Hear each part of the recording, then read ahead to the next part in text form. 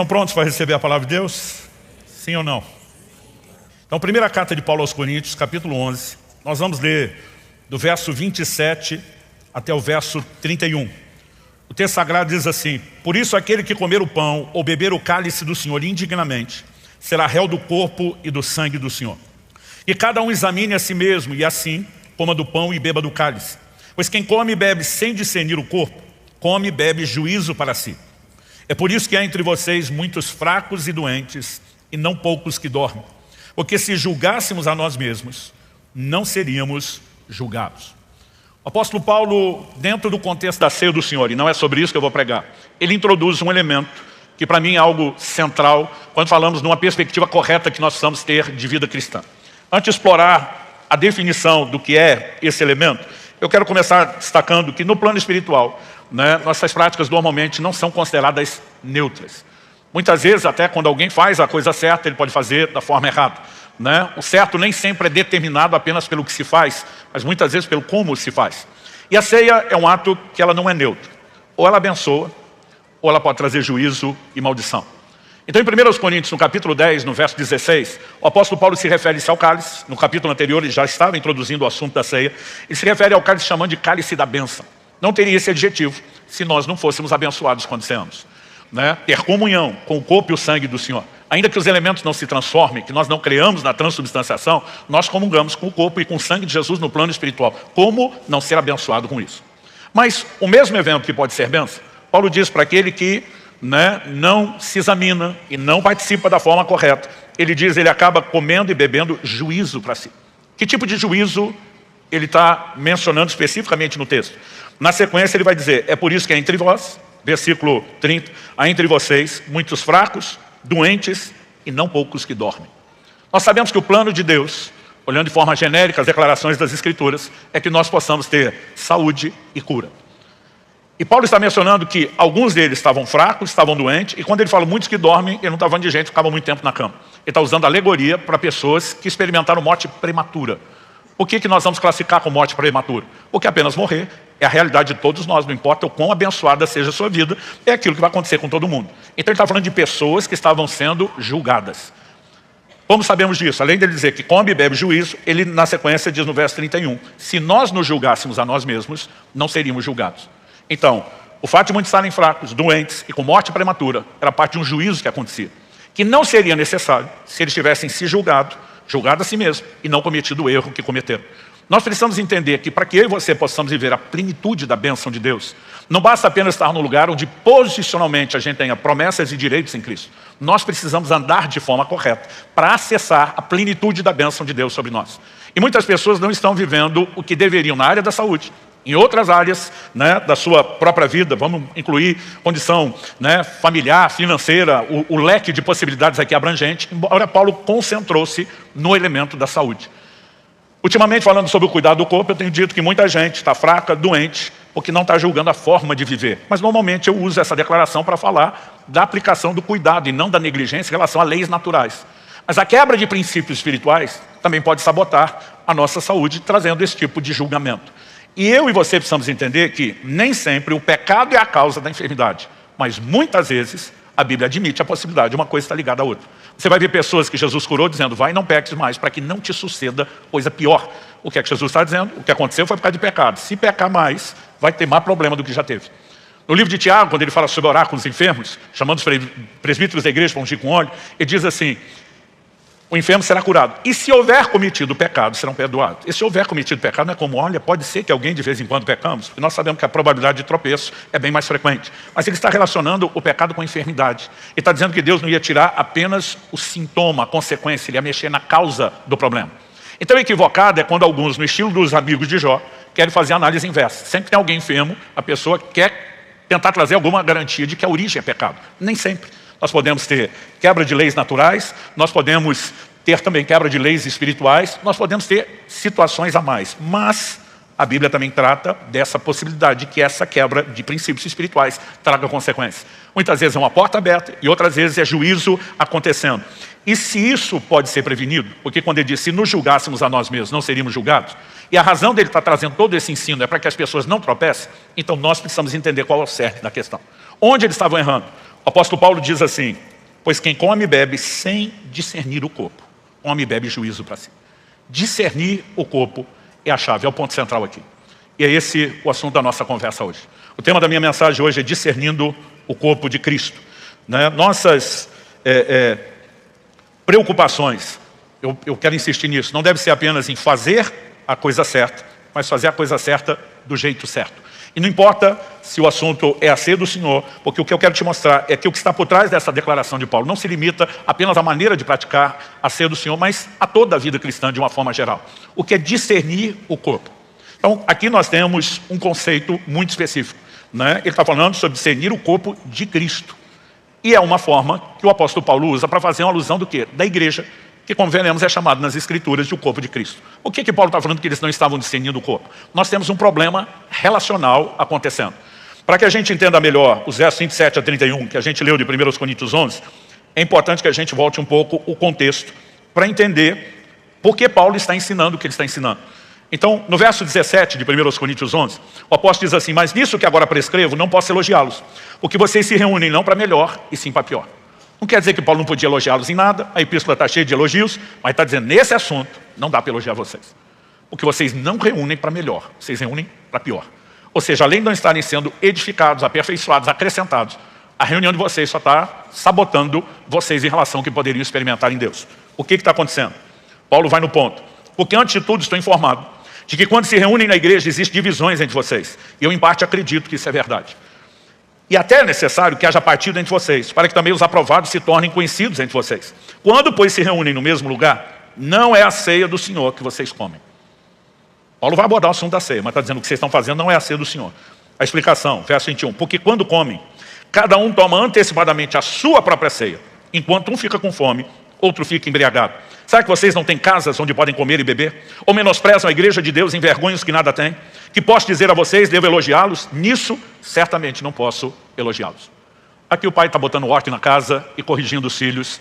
E ele vai tratar de um ponto que você precisamos compreender, inclusive com uma lente cultural. Hoje a gente fala na ceia do Senhor, a gente pensa na experiência que temos, normalmente, uma vez por mês, o primeiro domingo do mês, que é um pedacinho de nada de pão e um cálicezinho que só não é menor porque é quase impossível fazer menor. Porque a gente pensa no elemento prático. Eu lembro quando criança eu ficava frustrado. Eu falava, meu pai, por que tem que ser tão pequeno? E ele citava uma parte do texto de Paulo, quem tem fome come em casa. Mas eu ficava frustrado, quer dizer, a gente espera um mês para um negócio tão pequenininho desse. Mas meu pai dizia, olha, nós fazemos isso em caráter simbólico hoje. Com a quantidade de pessoas, não dá para fazer do jeito que eles faziam. E foi meu pai quem abriu os meus olhos para entender o jeito que eles faziam. Quando Judas escreve, e ele fala sobre os vossos ágapes, que muitas traduções modernas já foram para a expressão festas de amor, o que eram os ágapes, ou as festas de amor? Os crentes se reuniam para comer junto. Não apenas pelo propósito da refeição, mas ao decidir ter a refeição junto, o propósito era ter comunhão. Então vale lembrar que a primeira ceia, celebrada por Jesus diante dos seus discípulos, ela na verdade acontece numa outra ceia. Que ceia era essa? A ceia de Páscoa. A ceia de Páscoa, pela determinação da lei de Moisés, ela não tinha só o pão e o vinho. Era uma refeição completa. Tinha proteína, a carne do cordeiro assado estava lá, tinha fibras, saladas, ervas amargas estavam lá. E entre os elementos que se comiam, havia o pão para se comer e o vinho para se beber. Jesus destaca dois elementos de uma refeição que é maior do que aquilo. E ele diz, todas as vezes que vocês consumirem esses dois elementos, não significa que a gente só possa fazer a ceia com esses dois e nada mais presente, vocês vão fazer isso em memória de mim. Então, culturalmente, quando você olha para a história da igreja, eles faziam refeições juntos. Mas Paulo está dizendo, o que vocês estão fazendo não dá para chamar da ceia do Senhor. Porque vocês não esperam uns pelos outros. Cada um começa a comer antecipadamente sua própria ceia. E Paulo está dizendo, tem gente com fome.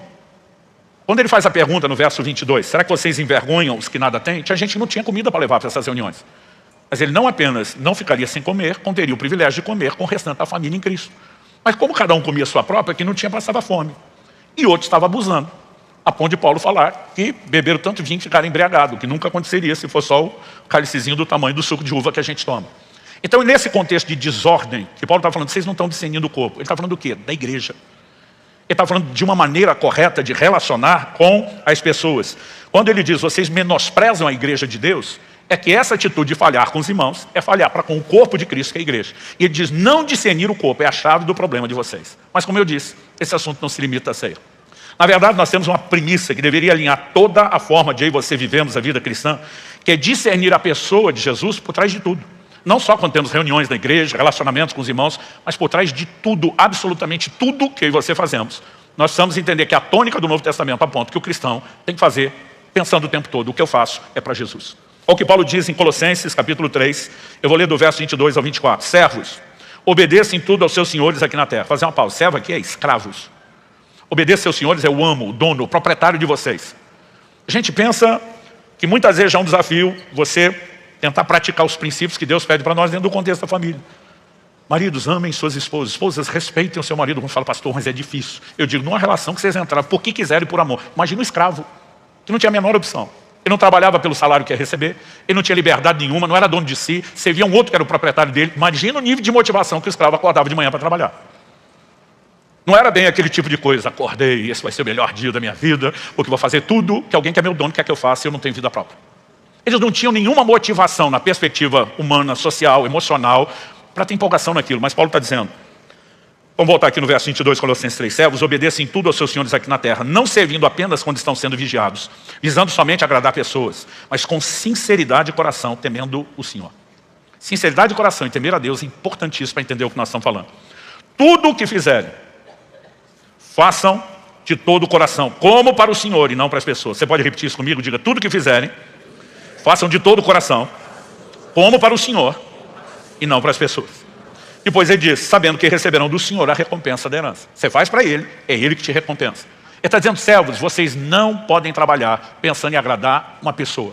Basicamente ele está dizendo que você não vai ter empolgação ou motivação nenhuma para isso. O mais você pode fazer é produzir melhor, sob vigilância para evitar punição. Mas ninguém tinha empolgação. Ele diz, mas se você servir, fazendo para Jesus, Ele sim vai te recompensar.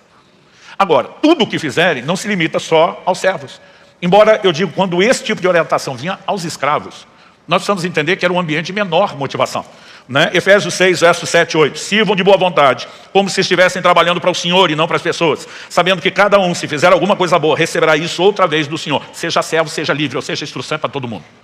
Há uma orientação específica aos servos, aos escravos. Mas ele diz, seja servo livre, todo crente tem que fazer para Jesus.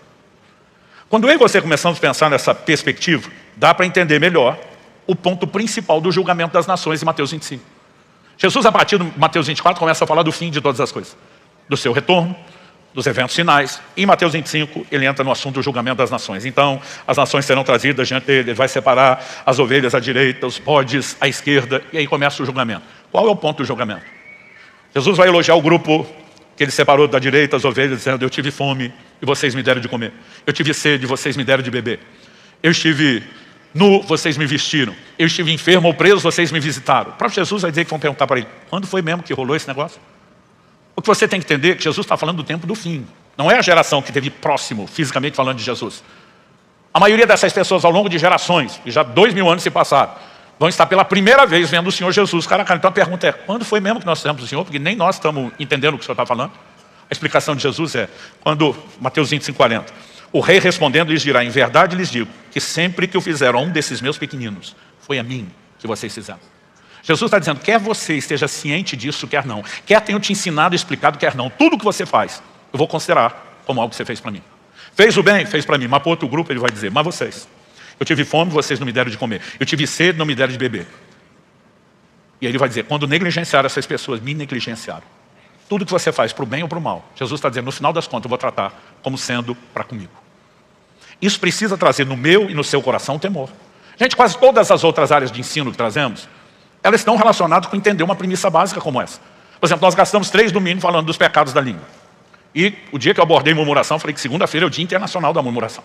Porque quando acaba o fim de semana e a turma vai voltar a trabalhar, todo mundo volta murmurando. Mas se você acordar amanhã, não importa o frio que esteja, a chuva, né, e lembrar que o que você vai fazer durante o dia deve ser feito para Jesus, caberia aqui a murmuração?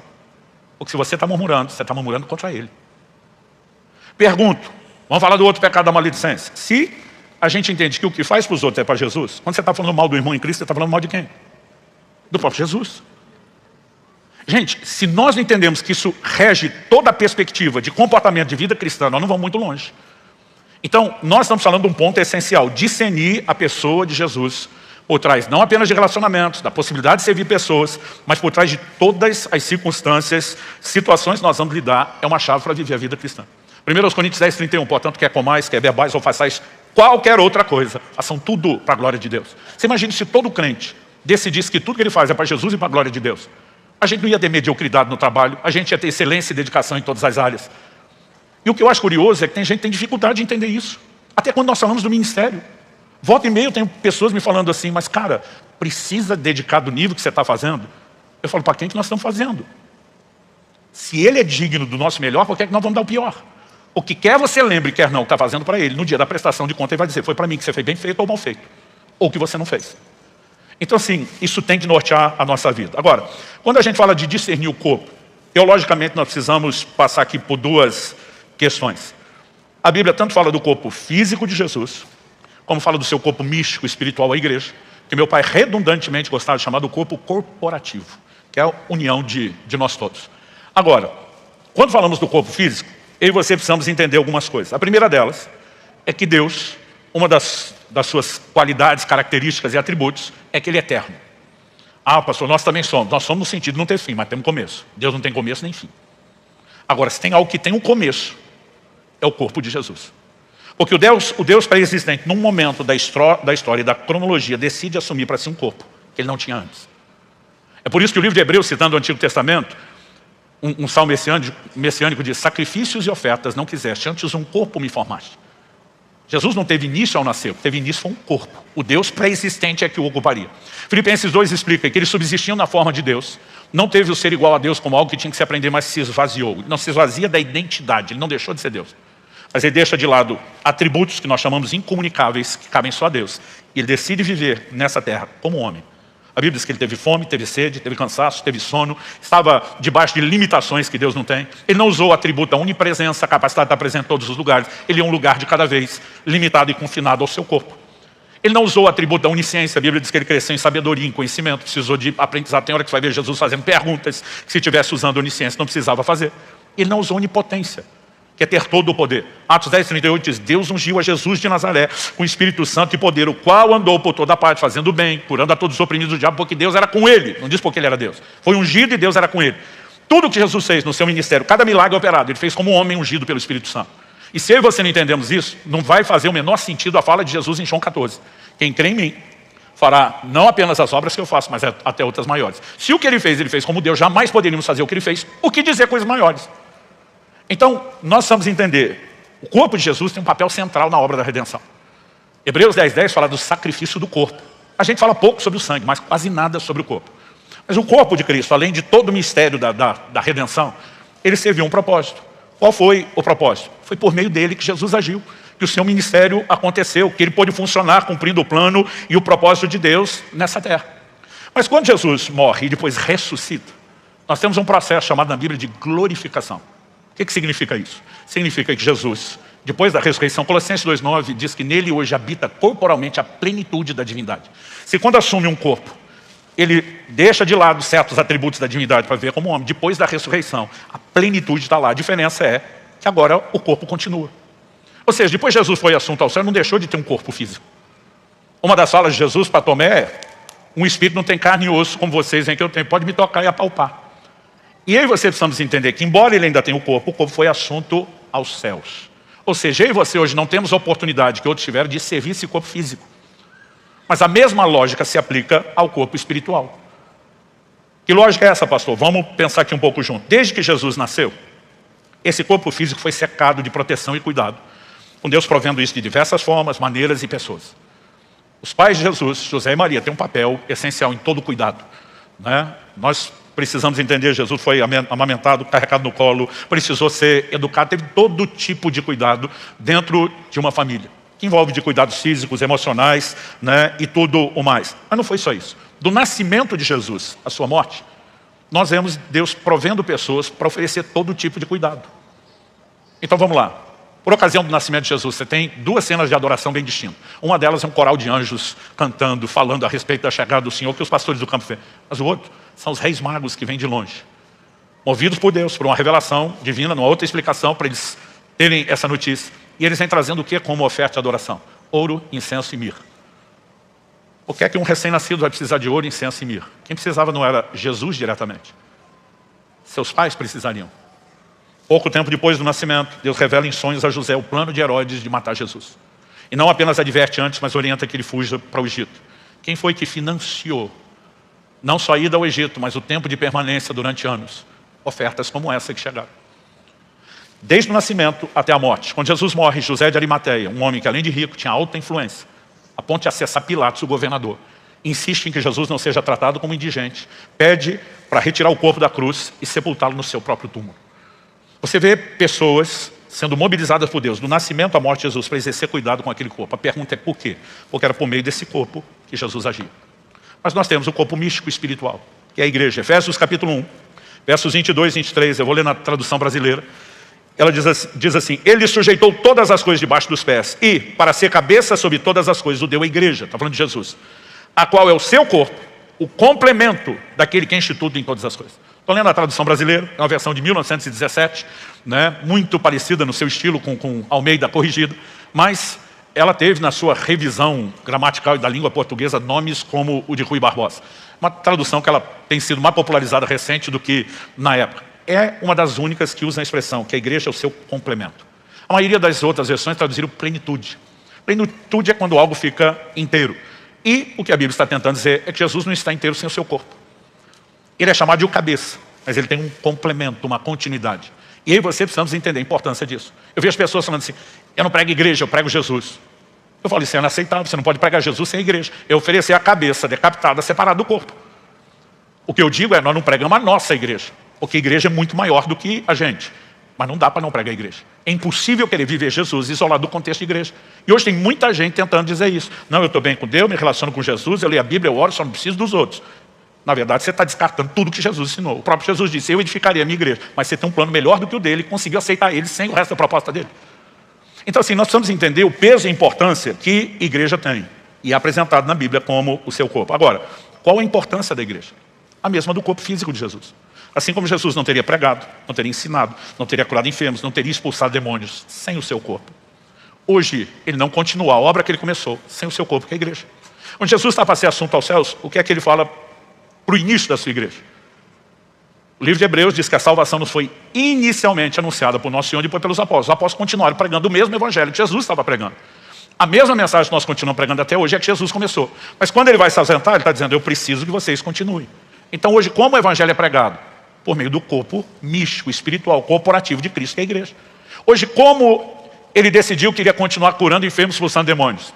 Nos dias do seu ministério físico, ele faz isso com o seu corpo físico. Mas depois ele vira para os discípulos e diz, quando vocês forem pregar o evangelho, vocês vão impor as mãos sobre os enfermos, eles serão curados. No meu nome vocês vão expulsar demônios. Ele continua fazendo as mesmas coisas por meio de um corpo, que não é físico.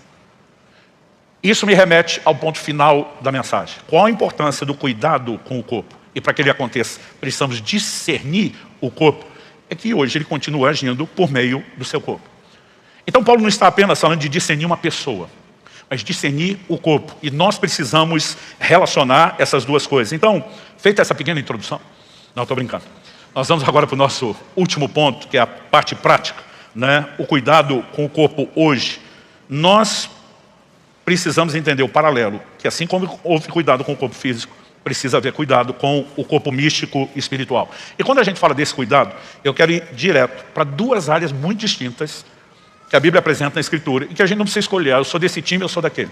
Porque elas não são divergentes, elas não são concorrentes, elas são complementares. Quais são as duas áreas? Em primeiro lugar, a forma como nos relacionamos e interagimos com as pessoas. O cerne do problema abordado por Paulo no nosso texto inicial era relacionamento. Então, quando ele está falando, vocês não estão discernindo o corpo, quando menosprezam os que nada têm, alguns estão com fome, vocês estão comendo só assim, tudo isso dizia respeito a um problema de interação. Mas olha essa declaração específica e abrangente de Paulo em 2 Coríntios, capítulo 8, verso 12. E deste modo, pecando contra os irmãos, ferindo a consciência fraca que eles têm, é contra Cristo que vocês estão pecando. O que é que Paulo está dizendo? Se você entende que os irmãos são parte do corpo de Cristo, não tem jeito de você pecar contra os irmãos e não está pecando contra Cristo. Então vamos lá para a lógica de 1 Coríntios. Se alguém não discerne o corpo e fala em relação a isso, ele colhe juízo. Mas nós trabalhamos a premissa inversa também. Se ele discerne e trata corretamente, ele é abençoado. Agora, nós precisamos entender que toda interação com as pessoas, ela deve ser vista dentro dessa perspectiva. Porque eu não posso falar mal do meu irmão. Porque se eu falar mal do meu irmão, eu estou falando mal de Cristo. Porque eu não posso ser injusto contra o meu irmão. Porque se eu fizer isso, estou sendo injusto contra Cristo. Porque eu não posso negligenciar o cuidado, não só espiritual, mas até o físico. Porque se ele tiver fome sede e eu não der de comer e de beber, é a Cristo que eu estou negligenciando isso. Toda a interação com as pessoas, ela é incluída dentro dessa visão. E nós precisamos entender aqui, gente, a importância do serviço. E fazer isso não por obrigação, mas movido de um profundo amor que é melhor do que sua boa vontade. De vez em quando tem gente que reclama, pastor, o tempo todo você fica falando, tem que evangelizar, tem que cuidar, tem que discipular, é só pressão para trabalho. Eu falo, e você precisa entender que não é pressão. Nós precisamos entender que é orientação. Ou que um dia você vai estar diante do tribunal.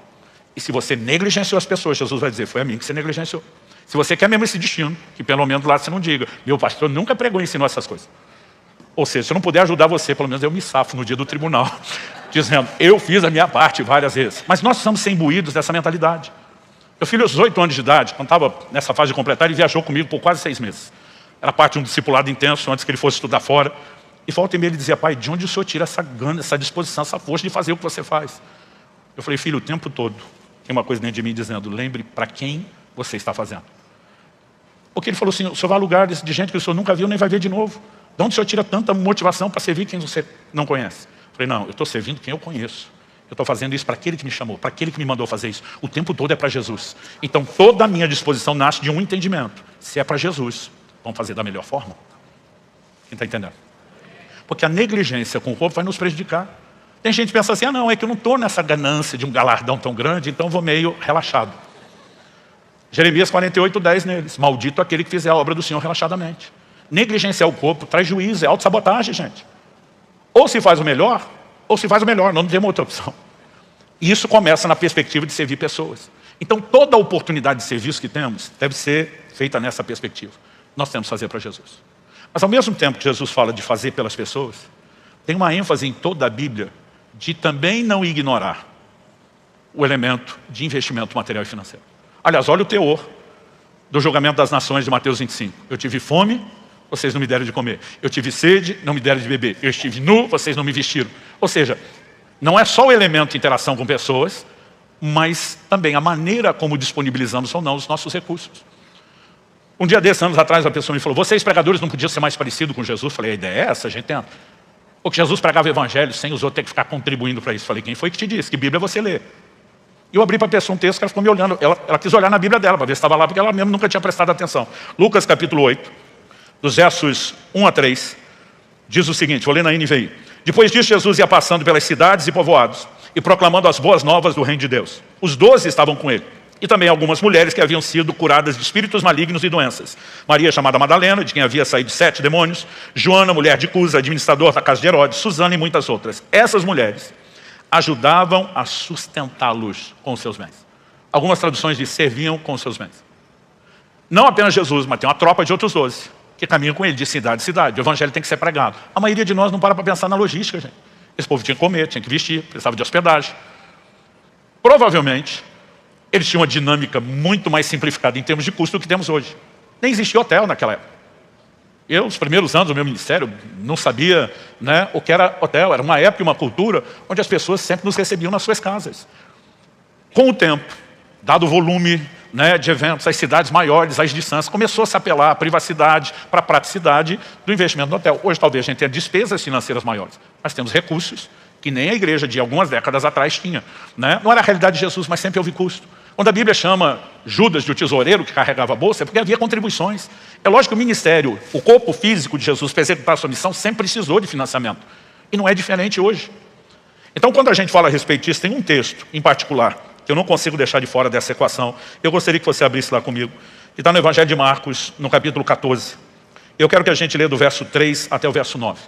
Você tem uma tônica quando a gente ensina sobre finança e contribuição. Eu falo muito sobre não apenas fazer a coisa certa, mas fazer do jeito certo. Fazer do jeito certo não é apenas entender motivações corretas, mas princípios. E aqui nós temos um ensino extraordinário. Isso mudou profundamente a minha vida há mais de 2 décadas. O texto diz assim, vou ler do verso 3 ao 9 de Marcos 14. Quando Jesus estava em Betânia, fazendo uma refeição na casa de Simão o leproso, veio uma mulher trazendo um frasco feito de alabastro com um perfume muito valioso. ênfase aqui por muito valioso. De nardo puro. Quebrando o frasco, derramou o perfume sobre a cabeça de Jesus. Alguns dos que estavam ali ficaram indignados. ênfase no indignado. E diziam entre si, para que esse desperdício de perfume? Esse perfume poderia ter sido vendido por mais de 300 denários para ser dado aos pobres. E murmuravam contra ela. A minha tradução murmurava. A NVI diz, a repreendiam severamente. As traduções mais antigas dizem, bramavam. Porque a palavra no original significa literalmente gritar. Ou seja, uma indignação seguida de grito. Não acho que foi só um comentário qualquer. Mas Jesus disse, verso 6, deixa a mulher em paz. Porque vocês a estão incomodando, ela praticou uma boa ação para comigo. Porque os pobres estarão sempre com vocês e quando quiserem podem fazer-lhes o bem. Mas a mim vocês nem sempre terão. Ela fez o que pôde, ungiu meu corpo antecipadamente para a sepultura. E arremata. Em verdade lhes digo que onde for pregado em todo o mundo o evangelho, também será contado o que ela fez para a memória dela. Então vamos tentar entender o cenário. Por que tanta indignação? O povo está reclamando de um desperdício. Qual era o tamanho do desperdício na cabeça, na contabilidade deles? Alguém olha para o perfume e faz uma avaliação de preço. Usado, já aberto, de segunda mão, dava para vender por mais de 300. Mais de 300 pode ser 315, 330, 350. Mas passou de 350, alguém diria quase 400. Mas não vamos nem avaliar o mais, porque a gente não sabe quanto mais. Se você pensar só em 300 denários. Denário era o pagamento de um dia de trabalho de um trabalhador normal. Trabalhavam 6 dias na semana e descansavam o 7º. Salário mensal, 25, 26 denários. 300 denários. Nós estamos falando de um ano inteiro. 12 meses de trabalho. Então, imagina o valor desse perfume hoje, calculando o que você ganha por mês, multiplicando pelos 12 meses, e a sua renda de um ano. Gente, nós não estamos falando de algo sem valor. A Bíblia diz que era muito precioso. A mulher não deixou aproveitar nem o frasco de alabastro. Ela quebrou. E o povo está indignado. Por que o povo está indignado? Porque a cabeça deles só está pensando no uso de recurso financeiro para bancar projetos. E projetos nobres são mencionados. Um ano de salário, a gente podia estar dando de comer para os pobres, a gente podia fazer isso, podia fazer aquilo. E os projetos não estão errados. Jesus disse no julgamento das nações, eu tive fome e deu de comer. Você está cuidando do pobre. Provérbios 19:16 diz, quem se compadece do pobre empresta a Deus. Não existe nada de errado. Mas Jesus diz, os pobres estão aí o tempo todo. Vocês podem fazer isso o tempo todo. A mim vocês não me têm sempre. Jesus está dizendo, essa mulher viu uma janela única de oportunidade que não podia ser desperdiçada. E aí nós precisamos entender o que Jesus está falando. Porque ele basicamente não está dizendo que as pessoas estavam pensando em projetos, tinham intentos errados. Os projetos eram nobres. Mas Jesus nunca quis que a gente custeasse provjeto. O que ele espera é que a gente enxergue ele. E essa mulher enxergou ele. Ele está dizendo, ela fez algo por mim. Uma boa ação para comigo. E Jesus explica algo que precisa ser entendido devidamente na perspectiva teológica. Jesus diz, ela ungiu antecipadamente o meu corpo para a sepultura. O que é ungir antecipadamente? Antes da hora. Do que Jesus está falando? Gente, depois de ter vivido no Egito por mais de 400 anos, os hebreus saíram tendo absorvido práticas culturais que eram dos egípcios. Entre elas, embalsamar seus mortos. O que é embalsamar os seus mortos? Mumificação em níveis distintos. Então, quando alguém morria, eles não apenas envolviam com os panos, aplicavam diversos tipos de óleos e especiarias com a intenção de conservar o corpo. Não apenas porque velório costumava ter mais tempo do que nós temos hoje. Hoje, por lei, 24 horas o caixão tem que estar já fechado e a pessoa sendo sepultada. Salvo exceções e processos distintos, essa é a regra. Ele já trabalhava, porque até juntar todo mundo e ter o processo, isso virou padrão, era cultural. Então, normalmente, quando é que você vai ungir o corpo de alguém? Depois de estar morto. O que é que Jesus está dizendo que ela ungiu antes, enquanto ele está vivo? Aqui nós precisamos entender o que é mais profundo do que parece. Um dos textos do Antigo Testamento, profecia messiânica, mais citado no Novo, no contexto da ressurreição, é o Salmo 16. Não deixará sua alma na morte, nem permitirá que o seu corpo veja corrupção. O que a Bíblia está dizendo que Jesus não apenas ficaria na morte, além do prazo determinado dos 3 dias, mas que o seu corpo, entre a morte e a ressurreição, não entraria em decomposição. Isso é uma chave importante. Por mais que Jesus tenha sofrido, havia promessas guardando a integridade do seu corpo. Nenhum dos seus ossos será quebrado. E as irmãs de Lázaro falaram para Jesus, depois de 4 dias, está cheirando mal, porque a decomposição vai acelerando. Mesmo com o processo que eles tinham de evitar que isso acontecesse de forma tão depressa. Agora, Jesus, o corpo dele não entrou em decomposição. E você quer saber, nem conseguiram embalsamá-lo direito. Porque ele morre na virada da sexta para sábado, entra o dia de descanso. Um dos evangelhos diz, era grande aquele dia de sábado. O que aquele dia tem de diferente? Você tem o sábado da semana e você tem o sábado do dia da celebração da Páscoa. O que se destaca é que Jesus, por parte de muitos estudiosos, na verdade morreu na sexta, morreu na quinta. Porque senão a conta de 3 dias não fecha. Nós temos 2. Se ele morreu na sexta até ser sepultado, primeiro crucificado até morrer, foi crucificado, ser sepultado e ressuscitar no domingo de manhã, você não tem nem a conta. Então acredita-se que o sábado da Páscoa caiu na sexta e emendou com o sábado do dia da semana. Então eles tinham um sábado dobrado. Tentaram, fizeram o que puderam, não terminaram. Domingo de manhã as mulheres vão no túmulo não para esperar que ele tenha ressuscitado. A Bíblia diz que elas vão para terminar o processo de embalsamar, que não foi feito. Mas não precisava, porque já estava garantido. Jesus está dizendo que aquela mulher realizou um ato profético. Quando ela derrama aquele perfume caríssimo sobre Jesus, ela estava declarando profeticamente: a unção real, o verdadeiro óleo do Espírito envolverá o seu corpo, que o preservará da corrupção. Você não precisará ser embalsamado. Como que essa mulher viu o que viu? Até hoje, para todo mundo que estuda Bíblia e teologia, você tem que gastar um tempão, né, para tentar conectar os pontos. Discernir é uma capacidade de perceber as coisas que não acontece só de forma natural. Porque os reis magos saíram de um país para o outro, em busca do Messias, que a maioria dos que ouviriam o Messias se revelando não aceitaria. Porque eles viram o que as outras pessoas não viram. Porque essa mulher fez o que fez? Porque ela viu o que as outras pessoas não estavam vendo. Quando nós falamos de discernir, nós precisamos entender que isso não é algo que Deus vai forçar. Ele precisa encontrar em mim e em você uma certa receptividade, um certo anseio de percepção, para que ele potencialize uma revelação. Mas quando a revelação entra, isso muda radicalmente a vida da gente. Se não discernir, o corpo vai ser julgado. Discernir nos leva a se abençoar de forma distinta. Jesus fez para essa mulher. Ele não fez nem pela sua mãe, nem pelos seus irmãos, nem pelos 12 apóstolos. Ele não falou assim de mais ninguém. Onde for pregado o evangelho em todo mundo, em todos os lugares, em cada canto dessa terra, em cada geração, onde o evangelho chegar, Jesus falou que o que essa mulher fez seja contado. Não era apenas para que a gente aprendesse. Ele diz para a memória dela, ele imortalizou essa mulher. 1 Samuel 2,30 diz: eu honro aqueles que me honram, mas os que me desprezam serão desprezados. Quando eu e você não discernimos o corpo e desprezamos o Senhor, vamos ser desprezados, julgamento. Mas quando discernimos e honramos, seremos honrados. Para honrar no nível que fez, ele se sentiu muito honrado. Onde eu quero chegar com isso? Existe no meu coração, como líder, gratidão a Deus, olhar esses 20 anos de história para a estrutura funcional prática da nossa igreja. Em primeiro lugar, de serviço. Desde os nossos líderes de célula nos ajudando a cuidar das pessoas, para cada área, departamento de trabalho da igreja, frente de ação social, nosso exército de voluntários, gente, dá uma alegria na gente. Tem espaço para melhorar. Na vida de cada um de nós, começando aqui de mim. Todo mundo pode melhorar. Mas a gente tem satisfação em ver a disposição do povo servir. Quando falamos de contribuição, que é outra área de cuidar do corpo, existe gratidão no nosso coração. Porque essa casa tem entendido e praticado generosidade, gente. A gente tem vivido dizendo: nós não vamos dar só manutenção a essa estrutura, nós vamos multiplicar e plantar outras igrejas, nós vamos abençoar outras estruturas, nós vamos investir em missões no avanço do evangelho, mas também vamos atender o necessitado. E a gente tem podido fazer isso tudo. A intenção da minha mensagem é tentar produzir em vocês uma ação que não esteja acontecendo. Mas é ajudar vocês a fazer o que vocês já têm feito, da forma correta. E entender que seja trabalhando ou investindo, nós temos que discernir o corpo de Jesus. Quem está entendendo, diga amém. Porque se nós fizermos isso da forma correta, tudo vai mudar. Esse texto ganhou um significado especial para mim há mais de 20 anos atrás. Um dia que eu estava lendo, estudando, estava na época começando a entender as verdades que iriam se tornar um livro que eu escrevi chamado Uma Questão de Honra. Esse assunto que eu estou falando aqui, na verdade, é o desfecho, o capítulo final de todo o livro. E quando eu estava nesse processo, eu lembro que meditando na oferta dessa mulher, eu fiquei pensando, quando Deus me fez entender o que ela fez, por quê, como foi honrada, como ela viu Jesus, em uma oportunidade não só de investir em projetos. Gente, quando as pessoas olham projetos, elas vão se empolgar com algumas coisas, com outras não. Dezembro de 2005, primeiro verão da história da nossa igreja. A gente reunia lá no barracão da Água Verde, não tinha nem forro, era só aquela chapa de zinco em cima da cabeça da gente. O culto era 6 da tarde, mas na época o horário de verão antecipava 1 hora, ou seja, era como se fosse 5 da tarde. Depois daquela tarde fechada, quando a gente entrar naquele prédio, irmão, só a graça. E dava raiva quando alguém dizia: Curitiba não tem calor, dizia: a gente tem pelo menos 3 meses. E vá no nosso culto para você ver se não vai passar calor. Era insano. Quem estava no início lembra disso. Nós começamos a igreja em julho, mas dezembro era o nosso primeiro calor.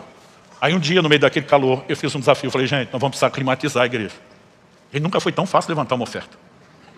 Mas o povo já foi levantando na hora. Vamos resolver aqui agora. Eu falei: gente, depois. Mas no final do culto tinha uma fila de gente mesmo assim, dizendo: pastor, conta comigo, quanto é que vai ser para o ar-condicionado. Nós conseguimos mobilizar isso rápido. Alguns meses depois, a gente tinha um dos missionários que a igreja apoia, veio falar do trabalho, não só para pedir oração, compaixão, mas ajuda, investimento. Eu estou olhando a cara do povo, a maioria o que é que eu tenho a ver com isso? Porque quando a gente pensa em projetos, é interessante, nós vamos. Agora, gente, o reino de Deus precisa de ar-condicionado? Não, quem precisa é a gente. Eu não estou falando contra. Deus seja louvado que inventaram o ar-condicionado. E para nós aqui em Curitiba, quando você bota ele para funcionar como aquecedor, melhor ainda. Agora, isso é só para melhorar o nosso clube, gente. Não é para a glória de Jesus. E a gente vai e faz com empolgação. Mas na hora do evangelho de Jesus ser anunciado, a gente não tem empolgação. Nós não estamos discernindo o corpo de Cristo por trás do que fazemos. Então, quando a gente vai avaliando essas coisas, o que nós podemos melhorar não é apenas o investimento, é entender por quê e para quem fazemos o que fazemos. Quem está acompanhando? Quando eu estava ali pensando comigo mesmo, esses discípulos são um bando de cabeção, de ficar atacando essa mulher, porque o grupo que estava em volta, gente, a maioria deles estão reclamando, eram pessoas que andavam ali com o Senhor Jesus. E eu estou criticando eles no meu coração, e o Espírito Santo falou comigo, se você estivesse lá, teria feito a mesma coisa. Fiz de mim as palavras de Pedro, de modo nenhum, Senhor. Eu não sei de onde a gente tira a ideia de que dá para discutir com Deus, Ele sabe tudo. Já é ousado o marido discutir com a mulher, que nem sempre está certa, mas na maioria das vezes está. Já é ousado ele discutir com ela. Agora com Deus, que sempre está certo. Aliás, alguns maridos oraram a Deus por anos pedindo a esposa, e Senhor, me dê a mulher certa. E hoje, quando ela está sempre certa, você não pode reclamar, foi o que você orou. Mas voltando aqui, eu na hora começo a me defender, porque é a natureza do ser humano, né, se defender. O Senhor falou, você julga os discípulos, porque entende hoje toda a explicação. Se tivesse lá, teria feito a mesma coisa. Eu estou insistindo, não, Senhor. E Deus me deu uma experiência única, que marcou minha vida. Eu não consigo explicar, mas foi uma visão. Pastor, o senhor foi arrebatado, teve um êxtase? Não, eu prefiro usar a descrição do profeta Daniel, as visões da minha cabeça. Um filme passou dentro da minha cabeça. Não era sua imaginação, não. Eu não tinha controle algum sobre aquele script. E para resumir a história, eu assisti a cena de um dos nossos cultos na igreja na época. E eu vi uma pessoa vindo pelo corredor central à frente, chorando, emocionada, dizendo para Jesus que eu amava mais do que tudo. Quando ele passa por mim, que estou dentro do culto junto com todo mundo, eu ouço ele dizendo o que eu já percebia na visão que ele estava falando. Jesus, eu te amo mais do que tudo, mais do que o dinheiro, eu vou provar. Nós estávamos na época em que Deus me deu a visão e o entendimento dessas coisas, diante de um desafio financeiro da igreja enorme. Iríamos parar um certo projeto por falta de recursos. Então, a minha cabeça está lendo tudo nessa perspectiva. Mesmo que a visão está acontecendo, naquele momento não estou parando para pensar, é real ou não é real. Estou reagindo como se estivesse vivendo o momento. Quando ele passa e fala de novo perto de mim, eu te amo mais do que o dinheiro, eu vou provar. A vontade de dizer, duvido, prova, vai. Ele dobra o joelho, chorando. Ele enfia a mão, era uma noite fria, comum do nosso Paraná. Ele enfia a mão dentro da blusa que está usando e tira um pacote grosso, de pelo menos uns 2 dedos meu, daquelas notas de R$100, que na época era novidade. A minha cabeça já dispara a fazer conta. Quantos milímetros tem uma nota? Quantas notas cabem nesses 2 dedos do maço? Vezes 100. Gente, eu já começo a mandar os aleluia dentro da minha cabeça. Ele joga aquele dinheiro e fala para Deus, eu te amo mais do que o dinheiro, vou provar. Tira um segundo maço. Quando eu jogo o segundo maço, é aleluia para um, é glória para o outro. Não sei de onde sai, que tamanho de bolsa era aquele jaquete, isso é um terceiro maço. Quando sai o terceiro maço, já estou quase falando em língua, está tocando na minha cabeça a música, chegou a nossa vez, chegou a nossa hora. E quando eu estou ali pronto para fazer festa, ele enfia a mão num dos bolsos, tira um frasquinho sem rótulo, começa a jogar um líquido em cima do dinheiro. Eu sinto cheiro de álcool. Não é culto de libertação, Zé Pilintra não pegou ninguém, mas está fedendo álcool. E eu só vou entender o que está acontecendo quando sai do bolso uma caixa de fósforo. Ele olha para o dinheiro agora molhado de álcool e fala, eu te amo mais do que o dinheiro, vou provar. Quando ele vai riscar o fósforo, eu entendo papel, álcool, fogo, vou provar aqui, eu entendo que dá para acontecer. O eu da visão fez o quê? Eu voei no pescoço dele, antes dele riscar o fósforo. Nós estávamos dando a primeira rolada, ainda a visão sumiu. Quando a visão sumiu, o Espírito Santo falou comigo, se você estivesse lá, teria feito a mesma coisa. Eu entendi que ele me deu uma visão contemporânea do episódio de Maria. Não estou dizendo para você sair daqui e praticar uma nova modalidade de oferta, queimar dinheiro, que aí vai ser o marciano voando no seu pescoço. O que você precisamos entender é que muitas vezes nós estamos presos a valorizar mais projetos do que a pessoa. E o que Deus espera é que a gente enxergue a pessoa. Na nossa perspectiva seria queimar dinheiro. O que aquela mulher fez não foi só desperdício. O que ela fez foi um ato profético deslumbrando o Senhor. Então a minha oração, e aqui encerro pedindo para você ficar em pé para parecer que está acabando, é que nós possamos não apenas seguir fazendo o que temos feito, trabalhando e servindo pessoas, investindo financeiramente, mas que a gente possa fazer isso sempre com uma mentalidade. Para quem e por que estou fazendo isso? Há um tempo atrás, uma pessoa estava muito machucada, uma instituição, estrutura religiosa dentro da qual serviu, e ela em tom de desabafo falou para minha esposa, eu me arrependo de ter trabalhado tanto tempo naquele lugar. Minha esposa respondeu na hora, que ela é um doce de pessoa, mas não mexa com Jesus sem arrumar confusão com ela. Ele respondeu na hora para ela, para quem que você fez o que fez? Se você fez o que fez durante esses anos para Jesus, você não tinha que estar arrependido de nada. Você deveria estar com o coração cheio de gratidão, para não dizer orgulhoso, pela oportunidade de ter servido Ele. Mas se você está arrependido, você nunca fez para Ele. Você fez para pessoas que te machucaram. E agora você está arrependido porque você nunca fez para Ele. Preste atenção. Eu e você não servimos instituições e pessoas. Nós servimos a Cristo. Dentro de instituições, quando estamos servindo pessoas. E quem faz isso não está arrependido. Até porque a nossa resposta e recompensa não vem das pessoas. Quando a Bíblia diz, é a Cristo o Senhor que estão servindo, a Bíblia diz, dele vocês vão receber a recompensa da herança. Jesus não prometeu só voltar, gente. Ele diz, eis que cedo vem e comigo está a minha recompensa para dar a cada um de vós segundo as suas obras. Se fazemos para Ele, vamos receber dele. Agora, se você faz só para ser visto pelos outros, já recebeu sua recompensa nas palavras do próprio Jesus. Agora, se eu e você trabalhamos ou investimos com a mentalidade correta, não apenas vamos entrar num patamar de agradá-lo, de nunca sair do trilho, estar alinhado com o eixo central do plano e do propósito de Deus, mas nós vamos entrar num lugar de plenitude e rompimento. Não vai nos faltar aquilo que Deus tem disponibilizado, seja saúde, graça para as nossas casas, provisão para as nossas necessidades. Há um lugar de plenitude, que eu e você não vamos acessar apenas porque temos promessa e um direito posicional, mas porque não quebramos princípio, pelo contrário, praticamos eles. Então minha oração a Deus é que a gente não só siga fazendo o que temos feito, seja servir pessoas, o investimento financeiro, mas que a gente faça isso como nunca fizemos. Não apenas no sentido de aumentar o volume de trabalho ou de investimento, mas principalmente de a mentalidade, que tem que estar fortemente dentro de mim e de você, para quem e por que nós fazemos o que fazemos. Esse é o ponto principal. Toda revolução na história, toda, sem exceção. Não importa se estamos falando de algo de ordem política, social, espiritual, toda revolução tem no mínimo 3 ingredientes, 3 elementos comuns. Uma nova mensagem. Mas a mensagem não é autopropagável. A nova mensagem precisa de pessoas engajadas com o movimento, que espalhem a notícia, que convençam e persuadam os outros a se unir ao movimento, que foi startado pela nova mensagem. E pessoas não conseguem espalhar a mensagem sem o terceiro elemento, suporte, investimento financeiro. Eu e você temos o privilégio de participar da maior revolução da história, de repercussões eternas. Há uma nova mensagem, sim, o Evangelho é chamado de boas novas. Esse é o significado da palavra Evangelho, boas novas, boas notícias. Nós temos uma mensagem, e uma boa mensagem. Mas a mensagem não é autopropagável. Ela precisa de engajamento, de uma mobilização. E me ouça com atenção, se vamos viver o que Deus prometeu, e eu creio que vamos chegar lá, que toda a terra se encherá do conhecimento da glória de Deus, como as águas cobrem o mar, haverá uma revolução para a proclamação dessa mensagem nunca antes vista. A maior colheita de almas de todos os tempos ainda está para acontecer, gente. Mas isso significa que a mensagem que já foi dada vai precisar de um engajamento de trabalho como nunca antes. Mas também vai precisar de suporte e investimento como nunca antes. Eu não consigo encontrar palavras para tentar explicar o impacto que o entendimento do que Maria fez teve na minha vida. As primeira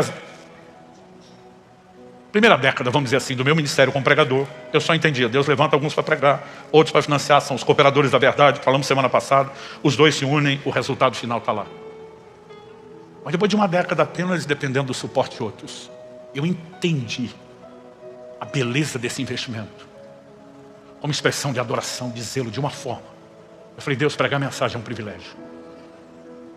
Mas o Senhor não poderia me dar o privilégio de fazer as duas coisas? De também ser alguém que além de pregar, investe. E eu comecei a orar e dizer, Deus me dá sabedoria, me dá entendimento, me abra portas. Eu preciso gerar recursos para o reino. E nesses últimos 20 anos, eu tenho conseguido fazer financeiramente pelo reino algo que eu nunca sonhei ser possível. Eu quero continuar pregando como nunca preguei. Nós estamos diante de desafios como nunca tivemos. Mas eu quero investir como eu nunca investi. Porque o dia final, quando eu estiver diante do Senhor Jesus, além daquele sorriso, além da declaração, servo bom e fiel entra. Eu quero conseguir ler por trás do sorriso do rosto dele, não só a alegria de eu ter chegado lá, mas eu ter vivido para honrá-lo.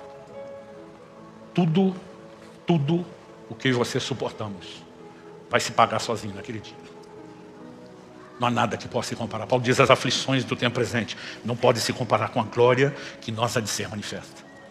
Mas imagina a parte do cumprimento da profecia de Isaías, ele verá o fruto do penoso trabalho da sua alma e ficará satisfeito. Me faz imaginar que ele vai olhar para cada um de nós com uma parcela de satisfação. Você, como meu complemento, fez parte disso.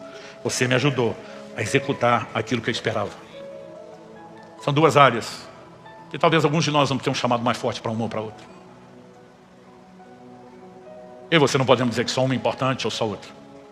E alguns de nós, que já estamos fazendo uma, podemos melhorar na outra. Não significa só que a gente se complementa com áreas diferentes. Isso também é verdadeiro. Mas eu oro que essa mensagem entre não apenas na nossa mente, mas no nosso coração, a ponto de fato, moldar a maneira como nós vamos nos comportar daqui para frente. Eu acho que você já tinha que estar subindo para terminar essa reunião. É lamentável quando você atrasa o culto, Marcelo.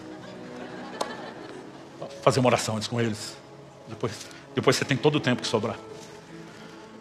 Pai, muito obrigado pelo privilégio de recebermos não só a instrução, mas de estarmos num ambiente onde o Teu Espírito age promovendo despertamento.